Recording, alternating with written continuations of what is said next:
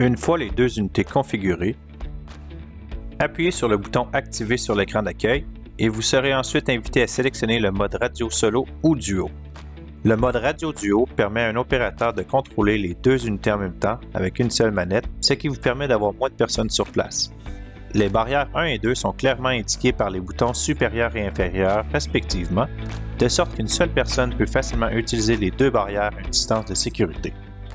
Appuyez sur l'un ou l'autre bouton pour ouvrir une barrière. En mode radio duo, une seule barrière peut être ouverte à la fois. Le mode radio duo peut également être utilisé par deux signaleurs, chacun contrôlant sa propre unité. Cela fournit toujours la protection anti-collision et permet à un signaleur de faire fonctionner les deux unités si nécessaire. Le mode radio duo est donc l'option la plus flexible dans l'ensemble.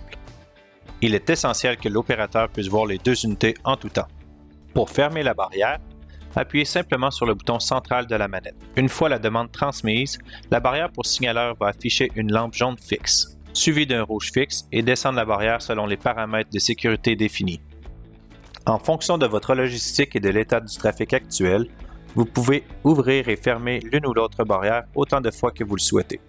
Cela garantit un flux régulier de trafic, optimisant ainsi la sécurité sur le chantier. En mode solo, vous ne pouvez pas contrôler deux unités à partir d'une seule manette. Vous devez utiliser un moyen alternatif pour communiquer avec un autre signaleur et ainsi coordonner le flux de trafic.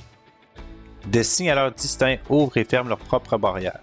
Il est important de noter qu'en mode solo, il est possible que les deux barrières soient ouvertes en même temps. Une coordination minutieuse est donc essentielle.